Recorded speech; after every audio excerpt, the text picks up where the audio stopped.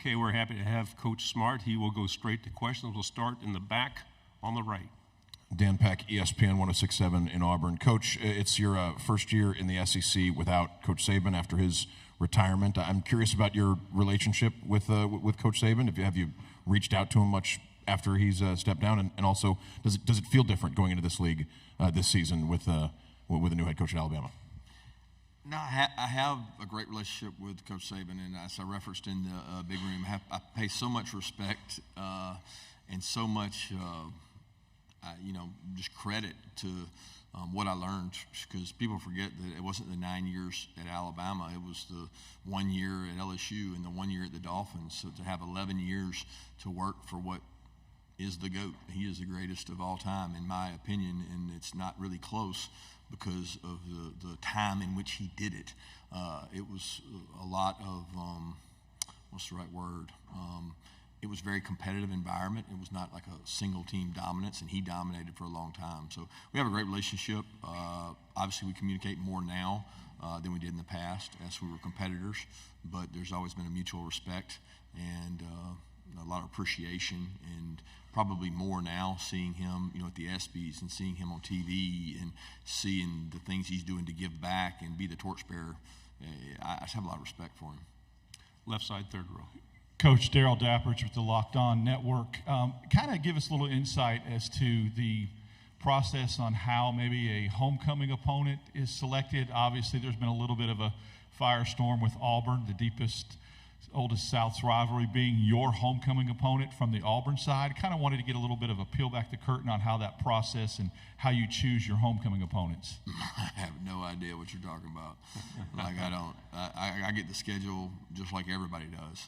And, other than, your non-conference games, you have to go try to schedule those out 10 years in advance, which is an impossible hurdle. But I had no idea that was even the case. So you say peel back the curtain. I have no idea how that's selected or what goes into it. Right side on the end. Hey, Coach. Michael Bronner, WNSP in Mobile. The AJC report said that there were 24 driving-related arrests and incidents surrounding Georgia football since that January 2023 tragedy. Why does this keep happening, and what are you specifically doing to address it? Yeah, I think the number one thing is disappointed. Anytime you have a situation like that, you want your kids, your players, to make better decisions. And I always say you can't be outcome related, and I'm very disappointed in the outcomes, but I am very pleased with our process we've put in terms of education, driver safety, requiring defensive driving, education, talking about it, having leaders stand up and talk about it, bringing speakers in and talk about it, suspending players, dismissing players, which we've done. I don't know to this point any coach in college football that suspended a player for a driving citation. We have. And we've also dismissed players based on driving citations. Nobody's done that. So hopefully they get the idea and the information, but we have a really good locker room, and I feel really good about that. Like, I love the players we have. I love the locker room we have. We have good kids. We got 45 kids yesterday battling breast cancer golf tournament to raise money. So we got kids that go to Camp Sunshine, the entire team. We do a lot of good things, but not representative of what we want when they make mistakes like that. Left side, fourth row. Hey, Coach. Ben Bobick, Local 3 News in Chattanooga. Cole Spear is someone that's been in your program for a few years. When Malachi was in here, he sort of perked up when I brought him up, just how much of a leader he's grown into. And he talked about how excited he is to see the role he's going to step into for the team this year. Have you seen him grown into that leader, and what is that role maybe this year that you foresee him stepping into? He's just such a hard worker. Everybody loves Cole. He's first of all, he's tough. He's physical. He plays on special teams. He might not be the most dominant wideout. He's not a guy that's just going to win off the line every time, but he gives you great work ethic day in and day out. He holds the standard high in that room. He started contributing more and more on special teams last year. He's been able to stay healthy. He's had some hamstring issues. He's a really fast guy, and that's his weapon on special teams is his speed. But I love working with Cole. He's another great example of, we talk about our locker room. I love our locker room. I love the culture we have of our kids, and he's indicative of that. Right side, front row, and then pass the mic to the aisle, please. Coach, Steve Moulton, WZZN in Huntsville, Alabama. Coming out of spring, What do you like most about this team in particular, and what's your biggest question heading into the fall? I don't know, Steve. Coming out of spring, I loved the practice environment, the competitive nature between the offense and defense, the battles we had on the field. Like the practices were very spirited, it seemed like, and I enjoy that. I think when you have good spirited practices, they get more out of them, and it doesn't feel like this mundane, boring work. So I really like that. As far as areas we got to work on, I mean, the depth of the defensive line, I don't think anybody in the country will tell you they got enough depth. I don't think we have enough depth.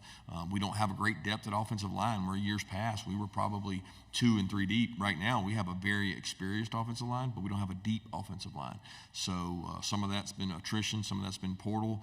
You have to continue to create depth, because you don't know when it's going to glare its head within the season. Second row on the right. Sean J. Rogers from CBS Sports. Coach, I was amused a little by your NIL joke out there. I'm curious, what's kind of the state in your mind of NIL at Georgia? You lost me there in the beginning. You said my NIL what? The joke about Nike and Dan Lanning. About Dan Lanning having the treasure chest to open up and get whatever he wants. Yeah, but what was your question directly about? Yeah, I'm curious about your thoughts on the state of NIL at Georgia right now. I think it's in a good place. I mean, our kids are competitive, and you know, we are different than most. We have a system that is, we believe you come in and you work your way up. You don't come in and make more money than starters. And philosophically, we stand by that. And if that costs us a player, we think we win in culture, because we don't want players that feel like there's an entitlement for a freshman coming in. And I think a lot of schools made that mistake early on, 3-4 years ago. And you could have some upset locker rooms. We're going to err on the side of you earn what you get, and the more you stay and play and contribute, the more opportunity you get at NIL, and that's kind of the state of our NIL. We'll go to the aisle here in the second row. Hey, Coach. Jonathan Hoppy with WTVM in Columbus. You mentioned Micah Williams and his versatility. What do you see from him, and maybe a different role on the defense this year, and what do you think he can bring in that new role? Well, he's very versatile. He's very talented. He played defensive end, which would be a 5 technique, 9 technique, 6 technique, 4-eye, all that for us last year. He'll continue to do that. We think he gives us the versatility to go outside and set edges and create plays. We've got more depth now at some spots inside that we can bump him out. He's athletic enough to play and stand up, but he's also big enough to go and battle and fit up on some big tackles. So we're lucky to have him. We need more guys like him, but better than anything he does on the field is his work ethic off the field and what he stands for. I enjoy having Michael around and what he brings to our team. We'll go here in the front row. Spencer McLaughlin, Locked On Podcast Network. Talk about Carson Beck. Had a great season a year ago, but where do you feel he can, if at all, still improve going into year 2 as the starter in this offensive system? Well, his approach to watching tape, finding out what defenses do, knowing what they're doing before it happens, the approach he has to our defense. You know, he can instill confidence in our defense, where last year I think he was focused on what he did for our offense. He can be an overall factor for both sides of the ball this year and really help the confidence of the defense. Front row. Coach Eric Bailey with Tulsa World. When Georgia played Oklahoma in the Rose Bowl, all offense, no defense, Brent Venables is turning things around. Can you talk a little bit about the job Brent's doing at Oklahoma and what Oklahoma brings to the SEC now that they joined the league? Yeah, the great traditions, what they bring, tradition-rich history. What a tremendous job Brent did at Clemson as a defensive coordinator, and you can see those same elements, those same characteristics of toughness, attacking. He's going to always be good on defense. He knows defense. He understands how to attack offenses. So as he gets the players he's recruiting more and more in there, they're going to be a dominant defensive football team. And I think that's kind of, SEC has always been known for really good defenses, and he brings another one with him. Left side, second row. Coach Davis Baker, WSFA in Montgomery. Out of all the battles you've had with Alabama, you've only played them once in the regular season, which was COVID year, limited capacity. What's it like preparing to go to a place like Bryant-Denny that will feel likely like a playoff game? I'm not going to be dismissive of going to play at Bryant-Denny. It's hard. But when you play on the road in the SEC, everywhere is hard. I mean, it is just difficult to play. The passion and energy on road games, people don't. Go ask a veteran SEC coach about road wins. there are only good wins. There are no bad wins. And it's not any different when you go to Tuscaloosa. It's a hard place to play. The passion, the energy, the players on the field, they're all good. And that's a challenge that we kind of embrace that. We love that. We like going on the road. We like being the one against the many. And I think you have to embrace it. Right side, third row. Hey, Kirby, Brett McMurphy with Action Network. When you were at Alabama, Nick took some chances on bringing in some assistant coaches that had some issues in the past. I talked to Lane about it, obviously Sark. Now that he's gone, do you see any current head coaches that will kind of fill that role and maybe bring people in to give them a chance, try to give them a second chance to kind of revitalize their career like Nick did? Yeah, I don't know specifically that I can say somebody that would do that, but I think every coach, deserves that opportunity. I mean, we're human. We make mistakes. Things happen. I mean, people get second chances all the time in most professions. So I certainly am glad that Nick did, because it started my relationship with Lane, who I have immense respect for and enjoyed getting to know, and have even enjoyed more. Our relationship has grown since the time we spent at Alabama together. So I think it's a good thing, and I think Nick started it. To say who's going to carry that torch or carry that banner, I don't know that. Left side on the aisle. Coach, Carter Yates with Dave Campbell's Texas Football. Now that there's a second Texas university in the SEC, does that change the geography of your recruiting process at all? No. I mean, we've recruited Texas for a long time. Texas is great high school football. We've had a lot of starters that have come to play for us from Texas. Obviously, Texas and Texas A&M can't sign all the good football players in this state. They're going to go to other places. So it's geographically, it's bigger than the entire SEC. The size of it is just humongous.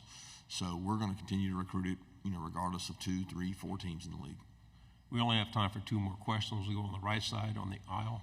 Coach Billy Jones, George Blaster Show, Nashville, Tennessee. I'm curious, London Humphreys, you guys had him from Vanderbilt through the portal. Was he a guy you guys ID'd at the high school level, or just something that you guys kind of saw as you were scouting Vanderbilt, and in that game last year that you thought he could be a contributor? Talk about maybe how you found him and what you think he'll add to the team next year. Yeah, excited about what he can do for us. Wonderful family, 2 athletes as parents. And once he went in the portal, it was an area that we needed some help in. We were losing a lot of wideouts, senior-laden group, and he provides depth at that position, and he's a really good football player and an excellent person, and we're excited to have him. Final question over here on the left. Hey, Kirby, Zach Klein, Channel 2 in Atlanta. With the iPads now being allowed during games, how will you take advantage of that? Could it be information overload, and what do you hope to get out of that new technology allowed on game days? Yeah, I think quicker feedback to the players. Visually, they see things better than when you draw them up. So I don't know that it'll be as big an asset for coaches as it will be for players. We tend to get good information from up top, our guys that are up top watching it, but getting to show that information to players will be critical. I think the implementation of that is really critical for us as coaches, because coaches are not always technologically savvy, and we've got to really practice that to be good at it. A lot of times our players are better at doing those things than us, so the implementation of that will be critical. Coach, thank you very much.